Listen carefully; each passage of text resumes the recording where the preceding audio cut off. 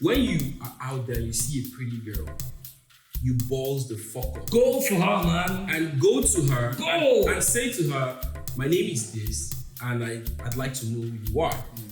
If you cannot do that, you don't deserve a girlfriend. Yeah. I mean, that's how I learned it. Yeah.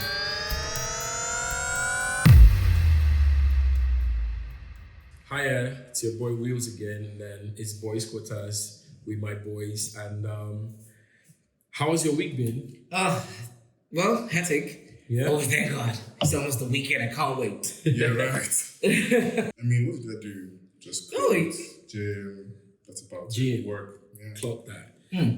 I mean, today we're going to bring something really interesting, and it got me thinking.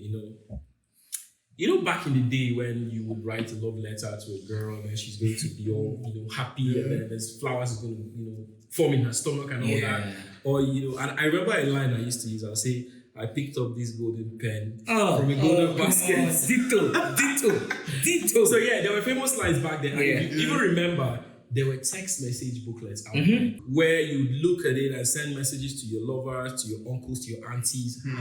How can you guys forget that? No, I can't. I remember. I remember because I used to use it. I remember. Anyway, so I'm saying that to say this, that how do you guys see the love space now compared to back in the day? How do you think social media has influenced the love / dating scene? Because I mean, there's a whole lot of changes now. There's FaceTime, there's Netflix and chill. How's it affected like dating and relationships now? I'll go first, right? So for me, right, social media it's like a two-edged sword for me, but I feel it has done more harm than good. Okay. Right? Why I say this is in context of no doubt, a lot of people have found love on social media, DMs on Instagram, and then from there, they're going into like the wedding I said yes and all of that. But we see a trend, especially coming from, I'll use the African section because that's where I'm from Nigeria. We see a trend of expectations and Instagrammable kind of like date settings, right? So you hear things like, oh, if you're coming to my DM to say hello to me, don't hello hi me to death. Like, come clean, come straight, say what you want and straight to the business. What is straight to the business? What is say what I want? Then the next thing is you find out that a lot of guys no longer have what we call reads anymore. They don't know how to read. And even if they do, girls don't want it. So the next thing is you're hearing, send me your account number, let me make you smile today. You get that kind of thing. So it's transitioned into all that kind of stuff. And it now becomes tying down to what you just said about old time love, where you're able to mentally write something down, be creative about your love for this person. The girl would blush, and I remember in those days when you had to collect a girl's textbook and collect her and write your number in it and tell her to call you in the night. That kind of real stuff now. We don't have it anymore because even the youngies nowadays just want to, go straight to social media DMing. And even if you are in that DM space, the next thing is they already know the restaurants that they want you to hang out in, so that they can do Instagram pictures and videos and all. So to me, I think it has just messed up a lot. It has messed up a lot, to be honest. Invariably, it has like shifted our focus from getting creative and like making meaningful connections to just being all about materialistic things. But there's something you said that is very interesting to me. You said something about we no longer practice cold approach. Yeah. So I'm going to ask you, Daniel. I'm not asking you to say, but yeah, have you ever seen a pretty girl out there and you're like contemplating, should I go say hi, hello, or do you prefer to like chat up people from their Instagrams, from their social media? Very interesting. I mean, you should have asked me, would I approach a lady just to see her outside? Okay. Because normally I wouldn't want to approach a lady outside. Why? If I don't know you. I think for me, I prefer like, in a setting, for instance, maybe at a party where we have like mutual friends, or maybe where like an event. So it's easy for me to pick up a conversation. But if there's like, I'm seeing you like just outside, I don't think I'm bold enough to approach. See, that's the problem right there. Yeah. That is the problem right there. Yeah. Because it is a problem. Because growing up, I learned that from my mentors. Yeah. I learned that when you are out there, you see a pretty girl, you balls the fuck up. Go for her, man. And go to her. Go. And say to her, my name is this, and I'd like to know who you are. If you cannot do that, you don't deserve a girlfriend. Yeah. I mean, that's how I learned it. What? Yeah. Because what you're saying is that you're just going to be at the confines of your home, and then, you know, that someone is going to call for a social, like, let's say a house party. And that's like in an enclosed space for everybody there. And then they're now, you know, there's like, I don't want to say a compulsory interaction. Yeah. But then I always root for cold approach, and I wish a lot more people will be able to be confident enough to go out there and just chat to people randomly. Although I know it's not a culture here. Interestingly, go on, Jeffrey. Speaking of this cold approach, right? To be honest, and in a flip amazing side, I've had a girl approach me before. Have you? It was so good, bro. I was feeling on top of the world. I mean, bro, I felt like a baby. I'm sure when you were like, I'm like, what did I wear today? Oh my God. How was I looking? Oh my God. But how did that work out? Let's hear it. Bro, so the thing is, I went to get something at the store, and then she heard me talk, and she's like, you speak so nicely, and I like the way you talk. I was like, oh, hey, oh my God. You're gushing. Bro, it was so good. I'm like, Then the next thing is, Jeff, this is your time. Take it up. Take off the notch. Take it up. I was like, oh yeah, thank you. You look gorgeous as well. And the sun is so hot, but I know that we could grab an ice cream together. I was like, oh, guess what? She said, nice you said that, because I was actually going for an ice cream. Do you want an ice cream? I'm like, that's the difference. Because my dear brother here, I was like, yes. My dear brother here would have probably said, oh, thank you. He just ended there.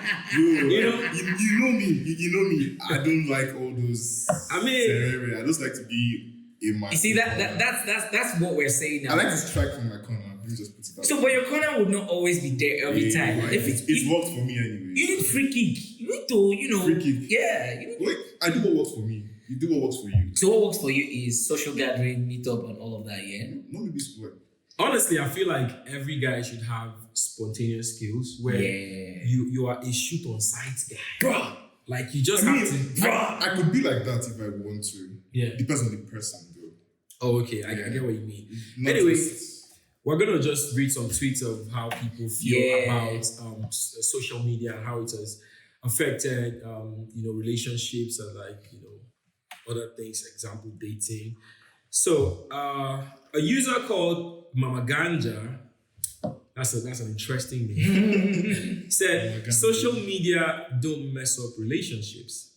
Lying, cheating, flirting, hiding shit, and playing games messes up relationships. I think that's a very, that's quite deep. That's quite deep because, in those days, we did not have so much information in our palm. So I don't know if you're cheating or anything until I hear the words. Those days, the people that give us that information are neighbors, friends, and all of that. So like I hear it, I see that your babe somewhere. She gets down with one guy. I'm like, you don't know. So all those kind of things. But good thing, social media has made us investigators of ourselves. Like, it's easy for you to clone someone's phone to check what is happening. But someone said the intention is always, the moment you begin to think about somebody, texting somebody already, and you have a girlfriend, it's cheating. That's quite interesting. Yes. The moment you begin to text someone else that's of the other gender, of the opposite gender, and you have a girlfriend or you have a spouse, it's considered cheating. Why? Because someone says, now from clap, dance, they start. Okay. Right? And I'll say it in English. It's from clapping that you start dancing. So if you're already, hello, hi, another gender, in your mind, you tell yourself, oh, we're just friends, nothing is going to happen. But gradually, how was your day? My day was cool. Next thing, I stopped by to bring you food. That was nice of you. And from there, they'll wake up at 4:30 a.m. to be making breakfast for you. but this thing is like, is it when you allow it to happen? Because it could be like a friendly hi, hello. But then you now decide that you want to go that way to cheat on your spouse. No, so have you heard of this thing, especially for guys? Have you heard of this thing girls say, if I want to get you, I will get you? Have you heard of that thing? Have you heard of the girls saying, I've heard of it. thank you very much? I mean, to be fair, girls generally they want to think, get girls generally But it depends on the person, though. girls generally think that men are so cheap to get, and I mean, I feel like that's just a dent on our image because anyway, let's not go in that. that life. I'm going to take another tweet. Nandi said, social media ruined love. Now everyone thinks they have options. No one wants to stay. No one wants to grow. One argument and they're already texting someone else. Yeah, I can agree. I can agree. What's that Kiss Daniel song again? There's a Kiss Daniel song that says to this. I can't remember again. Is it the one to get something different? Yes, one ticket. Yeah. So, and especially in this era of social media, right? It's more of, I remember that time babe will tell you, no, stop talking to me. I will not talk to you again. Guy, you wait for midnight call to bombard and call her every time because, guy, you don't have any other option of any other girl. And then girl, on the other hand, would like this guy so much that she would spend time with you, come fetch water with you, come spend, like, there was that quality bonding time. We're not looking at the nicest restaurants. We're not looking at anything. We're looking at just, taking walks.